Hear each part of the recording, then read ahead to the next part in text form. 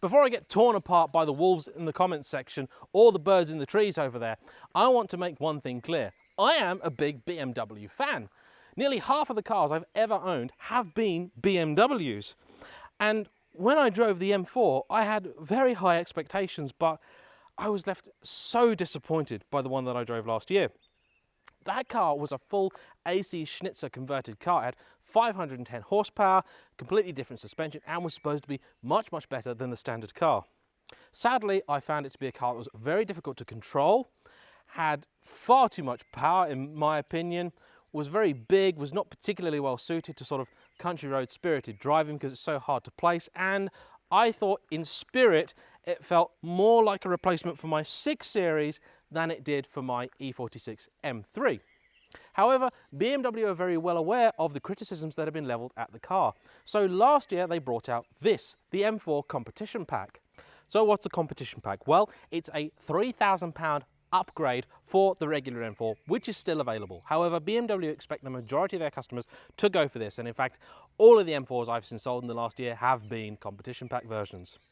So, for your £3,000, you get a bump in power up to an official figure of 444 brake horsepower.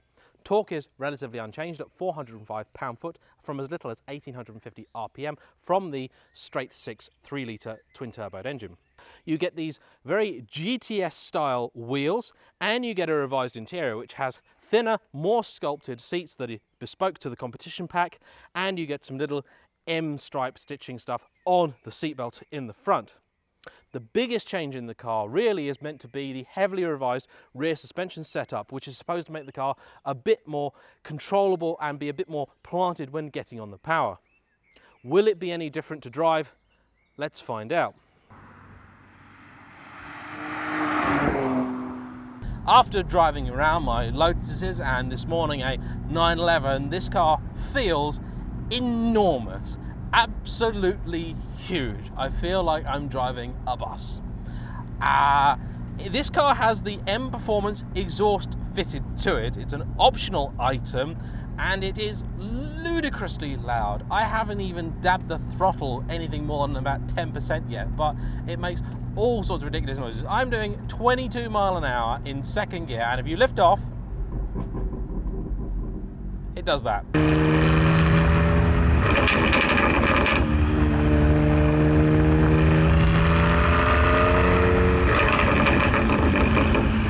The suspension on this is adjustable.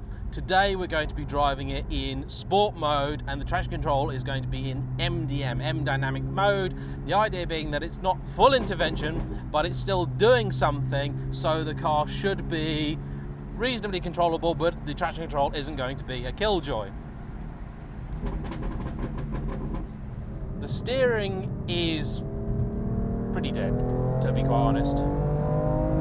The car is more controllable than I certainly remember it being. It's a little bit jumpy when you're pushing the throttle just at the top of the travel, but it's better in comfort mode for that than it is in sport, which I'm currently in. It does seem like it's a little bit better tied down than I recall, and one thing that's a pleasant surprise is the fact that the ride does seem a lot better again than I remember. I don't have a standard M4 here to compare, but I certainly wouldn't call it a punishing ride. It's certainly not plush or luxurious by any stretch of the imagination, but these are not great roads for surface, and this is taking them pretty well. It hasn't scared the life out of me yet. Gearbox is excellent. The gears are shorter than I'm used to in the Lotus. The engine doesn't seem to be that interested in rushing for the red line. It really doesn't have the character of the old M power plants, but I suppose I can sympathise with BMW because what this car does have is masses and masses of mid-range punch. You know, you really can just ride the torque along, whereas previously you'd have to wring the neck out of the cars. So it's an exchange really, and you have to decide what you prefer. I prefer the character of the old cars because if you wanted a car with a lot of mid-range slug, that's kind of what the Mercedes C63 always had. I can make rapid progress with it, but I think the real difference between this and something like a proper sports car, you sort of 911 Lotus type of car is the fact that I know this thing will go around corners very quickly through experience. You know, it's an M4, I know it's been well engineered, you know, it'll handle reasonably well, you know, you're going along roads and you have a rough idea that, you know, it's going to take corner X at speed Y, and you ask it to do it and it does it without sort of any real fuss. But I'm not really being spoken to through the steering. Something like an old 911 or again the Lotus, you know, you get confidence, you get told by the car that yes, you're going to make it through this corner without dying. Now the last time I drove one of these, the conditions were not terrible but not so good. On a day like today when it's 20 degrees and the road surface is dry, it's not really very scary, it's perfectly okay. I'm sure it gets a little bit more interesting when you're driving it in less than ideal conditions or on less than ideal road surfaces.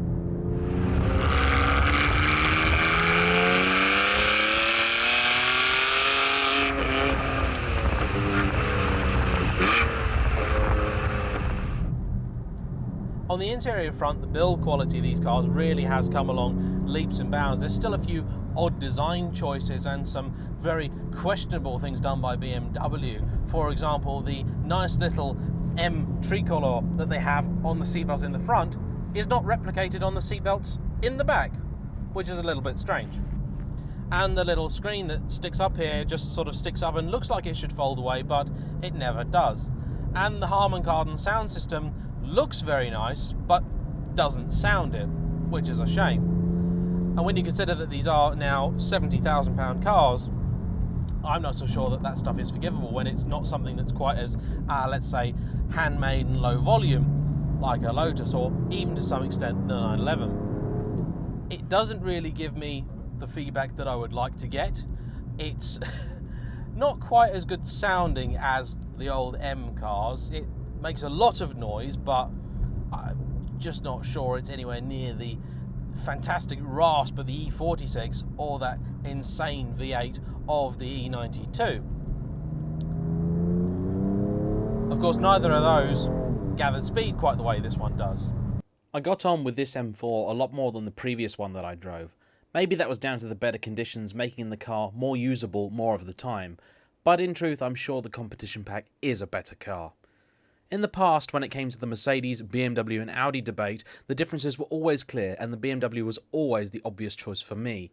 Now, I'm not so sure that any of them particularly appeal to me.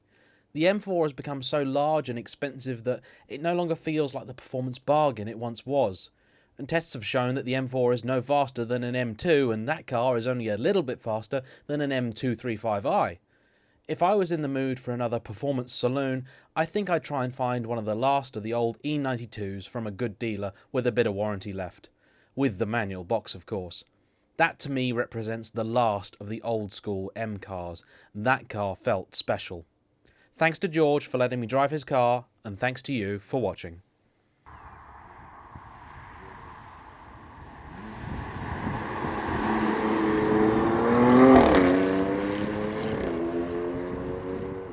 Oh, you're still here.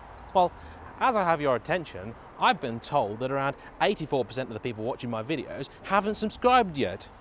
Is that you? If you think you want to subscribe, click this button here, or the one somewhere down here that says subscribe. Or if you're still on the fence and want to watch some more of my content, you'll find suggestions for videos here, here, and here. What are you waiting for?